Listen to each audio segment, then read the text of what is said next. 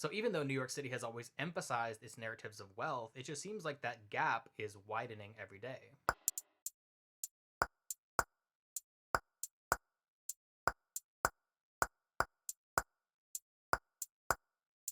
When it comes to entertainment, I am not the reality TV enthusiast. I am not Bachelor Nation, I am not Survivor Army, and I certainly am not following anything that's happening on Love is Blind at any given moment. Today, though, guess what we're here to talk about? I know, what an exciting new direction for me. On April 8th, Bravo Network announced a new series called Next Gen NYC. The premise is as follows. Next Gen NYC follows a tangled web of friends raised in the spotlight, or at least close enough for good lighting, as they stumble into adulthood one brunch, breakup, and spontaneous decision at a time. Whether stepping out of their parents' shadows or creating their own legacies from scratch, these 20-somethings are determined to conquer Manhattan, if they can figure out how to adult first. Together, they'll navigate friendships, careers, and romance, proving that trouble runs on espresso martinis and questionable decisions. Notably, the series features the children of several alumni of the Real Housewives franchises. We have Ariana Bierman, daughter of Kim Zolciak from Real Housewives of Atlanta, Riley Burris, daughter of Candy Burris from Real Housewives of Atlanta, Gia Giudice, daughter of Teresa Giudice from Real Housewives of New Jersey,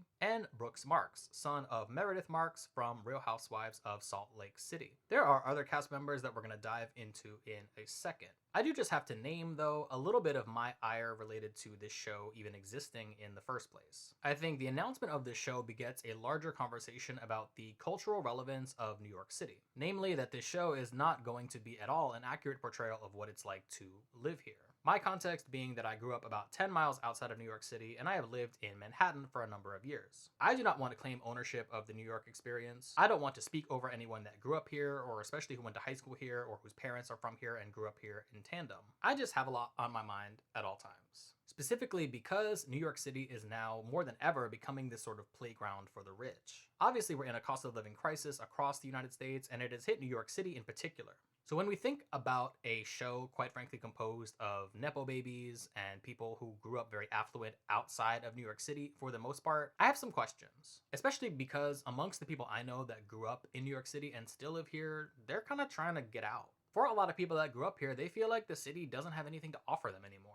Case in point, at my most recent job, I worked alongside people that had grown up in New York City. People that were in their 20s, 30s, 40s, even up to 50s and 60s. In terms of borough demographics, I would say that they mostly grew up either in the Bronx or in Brooklyn, with a number of them still living in the Bronx or Brooklyn, or sometimes in Upper Manhattan and Harlem. And especially for those that are approaching retirement age, they felt that there's just no chance to have equity here. At this present moment, and for a while now, there is such a pipeline of people moving out of New York City and going to the Poconos, Delaware, Virginia, North Carolina, anywhere that they can build equity and especially have a house. Now, wealth divides exist everywhere. New York is not a monolith. Obviously, there would be different experiences of people across class lines and across different wealth gaps. And of course, in media, New York City has always been thought of as this place of wealth and this place of accruing a middle class or rich upper middle class lifestyle. So even though New York City has always emphasized its narratives of wealth, it just seems like that gap is widening every day. This is partially a conversation about gentrification, but there's a lot more at play here too.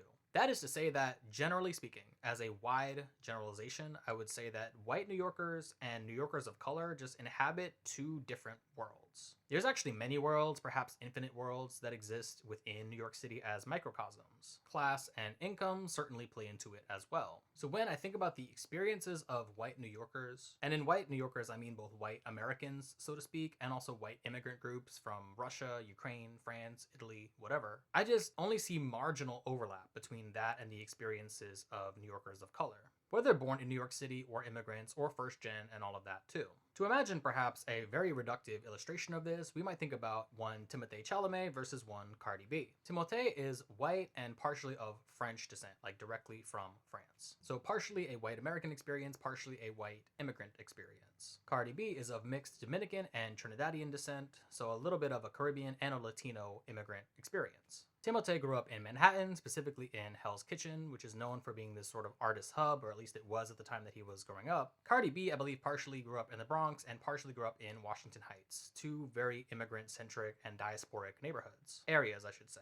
So we can think of them both as very wealthy and successful individuals that both came out of New York City. Timothée's experience is a little bit more emblematic of like an old money New York experience, one in which Timothée succeeded through very traditional channels, means, and industries, and Cardi B having more of this new money experience. Cardi B having a little bit of a rougher upbringing and having to go through different types of new media in order to establish her personality and brand. And what I find spectacular about Cardi B is that she never lost her New York way of speech. Arguably, Ice Spice is in this narrative too. Aquafina is in this narrative too. But I'm getting a little bit away from the subject of this video. To be clear, right, New York City can embody several different ways of speaking, all of which are fine, all of which are valid. But I find that the way that more low-income people of color from New York speak is just really understudied and underappreciated. Because when we think about New York, we don't think about these places like Fordham Road in the Bronx or Audubon Avenue in Washington Heights. And if we do, we think of them as very self-contained. But really for New Yorkers of a certain ethnic or diasporic experience, that is to say Black, Latino, or Caribbean origin, this way of speech is also a way of life. It's what I would say is the dominant counterculture of New York City. And for me, I find it more sociologically interesting than the narratives of wealth and affluence in New York City. Again, we can tell many stories at once, especially about such a massive city. So when it comes to the premise of a show like Next Gen NYC, it would be a very big missed opportunity for them to not at least look into this experience that is not what they're trying to capture. For them to ostensibly just focus on trust fund kids and the children of celebrities, it's less interesting to me personally. Again, to be clear, I grew up in New Jersey, but as a youth, I spent quite a bit of time in both the East Village of Manhattan and also in the Bronx, in the Castle Hill, Zariga area. The East Village has changed so much, but we'll get into that. So I just want to keep all this in mind as we approach the premiere of this show in June. Will you be tuning in to Next Gen NYC? Let me know in the comments. Now, for the rest of this video, I wanted to do something a little fun. I wanted to review the actual cast that was announced for Next Gen NYC and look into some of their storylines and narratives that the show is presenting to us in the first place. I'm not super familiar with this cast, and I don't know a lot of the lore that some of the housewives heads will know intuitively. I wanted to do a deep dive into the announced cast members and just see if any of them fall into any sort of tropes that I personally am privy to. Alright, here we go. Meet the Next Gen NYC cast who are navigating a tangled web. Looking at this photo of all 10 cast members, it looks interesting. I'm not down on it just yet, but let's get into it. Ariana Bierman. Ariana Bierman is the first in her family to leave Atlanta and step out on her own. No safety net, no family backup, just high school sweetheart Hudson, a dream of launching a streetwear line, and a one-way ticket to New York City. No safety net is wild, but anyway. Growing up with mom, Kim Zolciak Bierman on The Real Housewives of Atlanta taught her how to navigate chaos, keep her circle tight, and always stand up for what's right. I don't want to go to Deshaun's barbecue with Nene and eat chicken. Sorry, okay. Can she build a life on her own terms? Or is she about to learn that Southern loyalty doesn't always translate in the big city? Not that interesting to me personally. I mean, if you're a fan of the Zolciak Biermans, maybe there's some personality here that is not really captured in this particular paragraph summary. To me, what it reminds me of, do you remember that movie from the 2010s called like White Girl? It was about this white girl that moves to like Bushwick and she gets involved with a drug dealer and it's like her crazy, turn away from this innocent white woman archetype. To me, that's what this is giving. A little flavor of White Girl directed by Elizabeth Wood. Anyway, she's first listed on the cast, so I guess her name is going to bring some energy into this project. We'll see. Next, Riley Burruss. Riley Burruss may have music legend and The Real Housewives of Atlanta veteran Kandi Burruss as a mom, but she's determined to make her mark on her own terms. Riley hustled through her NYU years, snagging every high-profile internship in sight. Level-headed and totally unfazed, she says exactly what she's thinking, which makes her the go-to for people who can handle the truth. Now she has 1 year to discover her true passion, or it's off to law school and a 9-to-5 life, and with childhood friend Ariana Bierman suddenly back in her orbit, things are about to get a lot more dramatic. Can Riley figure it all out, or is growing up about to serve her a major reality check? So I know about Kandi Burruss, but I didn't really know a lot about her daughter, Riley. It appears that she's been very interested and dedicated to the law field for quite some time. And I would be interested to know if she's going into an entertainment law, music, intellectual property law type field, or something totally removed from what Kandi has done in her career. Or maybe she's going more in the Phaedra direction of legal proceedings. I don't know, actually. Overall, though, I'm excited for Riley. I have no problem with people moving anywhere, or especially to New York City, to pursue higher education. And New York City does have some of the top law schools in the country. I gotta say, though, NYU is the part that just makes me chuckle a little bit. This may be my bias completely, but I just tend to think of NYU as a place for affluent and rich kids to go because NYU will kind of accept anybody. Maybe that's not true, but that's really just kind of how I feel. Elitist Hassan is coming out, so let's move on. Ava Dash. Ava Dash has always had that it factor. The daughter of music mogul Damon Dash and fashion icon Rachel Roy, Ava was surrounded by legends from day one, but she's never needed a famous last name to turn heads. Cool, calm, and effortlessly collected, Ava is the girl every guy wants to date and every girl wants to be. She grew up in Tribeca, and after years in LA is now back in the city pursuing modeling full time, with a new guy in the picture and fresh faces faces entering the circle. Ava's effortless reign as the group's most wanted might not be so effortless after all. Damon Dash, to me, represents a little bit of this rags to riches narrative when it comes to people that came from New York City and made it to elite spaces. I feel like he'd probably retain some of that grit that New York is known for. So out of all of these thus far, Ava's narrative speaks to me the most. The note about LA is interesting just because I know that there is a spectrum of people that move between elite spaces in New York and LA. It's something that I personally have never been interested in. Like, I've never said I want to move to LA. I've never had that drive or impulse, so I'm interested to see if she reflects on that culture shock between those two major cities. Next, Amira Despain. Amira Despain has hustle in her DNA. Born in Dubai and raised in Dallas, she turned her NYU degree and a killer internship into a coveted role as Paper Magazine's beauty director. And now she's thriving as one of New York's most successful content creators. Ambitious, driven, and always 2 steps ahead, Amira lives life on her own terms and never apologizes for her success. She usually stays above the fray when drama unfolds, but this summer, balancing romance and friendship loyalties might disrupt her perfectly planned hustle. So Amira was someone that I was not familiar with at all, but I'm really excited about her being cast. According to Wikipedia, she was the first black trans woman to model for Victoria's Secret. That's really cool. Wikipedia does state that she was born in the United Arab Emirates to an Eritrean mother and a Polish father. But I'm really excited to see that she's cast, and I hope that the other castmates will respect her womanhood as well. I want to see the other castmates on their best behavior with regards to that. Next, Shai Fruchter. Shai Fruchter has spent his whole life adapting, from growing up between Israel and China to transplanting into a suburban New Jersey high school. Now, after a year in Manhattan's eclectic East Village, he's finally free to explore creativity, romance, and the endless pursuit of authenticity. But joining this circle of bold, connected, and ambitious friends might be more than he bargained for. So I don't know this person, but being from New Jersey, I do get this person's narrative pretty easily. I think it could appeal to a lot of, let's say, third culture kids across the country and across the world. The note about the eclectic East Village is a little troublesome though. The East Village was once known for being a hub for artists, musicians, and poets. Some of that is still there, but it's really, really limited from what it used to be. Nowadays, the East Village is NYU town. It is a neighborhood that is almost completely curated for people that are 18 to 22 years old. So for him, it's like you can only consume so much takeout and bubble tea before it gets boring. Next up, Gia Giudice.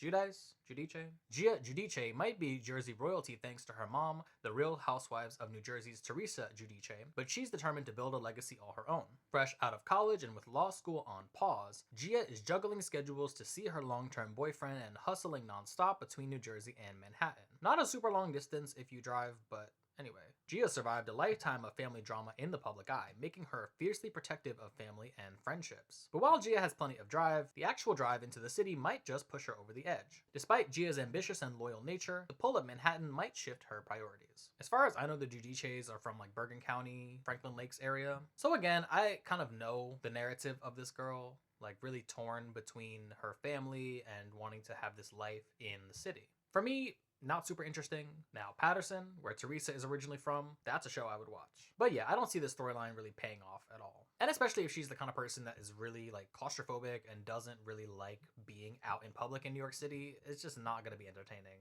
Following, Brooks Marks. Brooks Marks wasn't born into the spotlight. He walked right into it in a perfectly tailored tracksuit when his mom, Meredith Marks, made her debut on The Real Housewives of Salt Lake City while he was in college at NYU. Another NYU. Let me stay quiet. Now a fashion entrepreneur, Brooks has big dreams, but his real talent is finding himself in the middle of drama despite claiming he hates conflict. As he turns 25, Brooks faces a major crossroads. Step out from under his mom's shadow, or keep playing referee between family demands, messy friendships, and a never-ending to-do list. Can he finally put himself first, or will his signature poker face crack under the pressure? There was a tweet or a Tumblr post a long time ago that said something like, "Twinks move from Wisconsin to New York, buy one pair of harem pants, and think they run the streets." So when it says fashion entrepreneur, that's just the vibe that I kind of get from this storyline. I would like to know what he feels about the culture shock between Utah and New York. My only frame of reference is that my neighborhood happens to have a fair few Mormon missionaries out and about, so I'm just interested to see if culture shock will play a big role in his storyline. I believe he's on like a sexuality journey as well, so personally the drama aspect of things is not that interesting, but the culture shock angle really is. Georgia McCann. Georgia McCann is New York's ultimate Gen Z it girl. Bold, brilliant, and unapologetically original. A fourth-generation New Yorker, Georgia fiercely defends the city's artistic soul from developers and finance bros alike. As a brand and events creative strategist, Georgia rules the downtown scene. The city has always been her first love, but this summer a surprising romance and shifting friendships might shake things up, threatening to leave Georgia's carefully curated world in turmoil. So fourth generation New Yorker stands out to me quite a bit. That's always really cool to see on a show like this. I'm not super familiar with Georgia McCann, but I do find that the juxtaposition of her against finance bros and developers will make for some interesting TV. I like this framing of the city's artistic soul being under threat by some of these forces, including the ones that the show is kind of bringing upon the city. Again, arguably the creative economy in New York City is bankrupt, but that's a conversation for another video. I mean, unless your idea of artistic soul is Daniel Penny walking around in a kilt,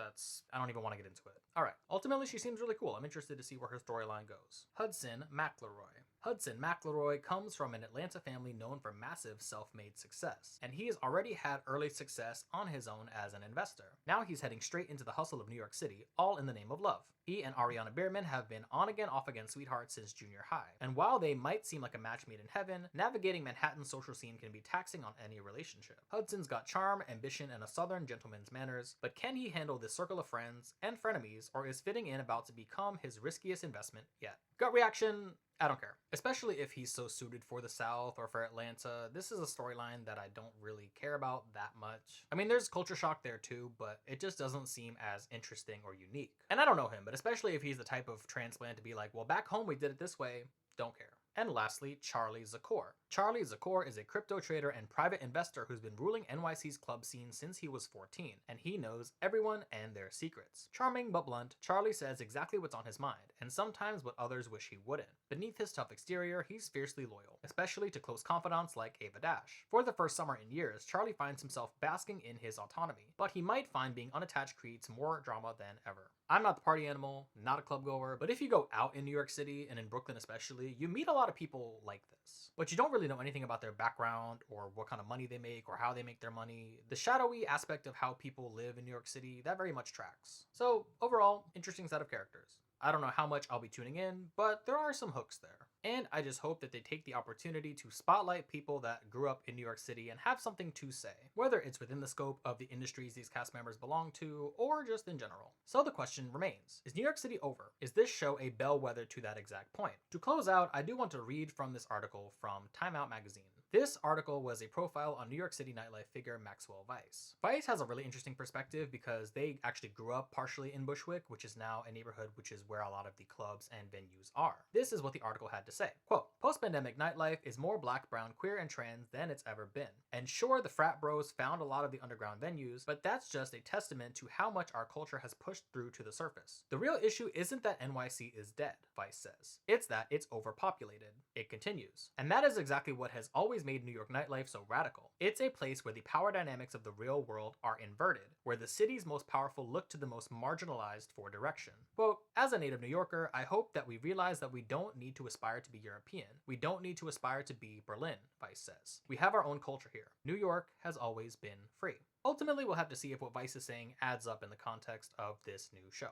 Alright guys, that's the video. Thanks again for making it this far. Let me know in the comments, will you be tuning into Next Gen NYC? If you were going to make a TV show about NYC or any city, what scene would you want to focus on? And let me know in the comments if you want me to cover more TV and entertainment media like this. This is a little bit outside of my wheelhouse, but I think we can have productive discussions from it. This is Hassan with the Diaspora Gothic channel. Remember to stay connected, stay rooted, and stay dramatic.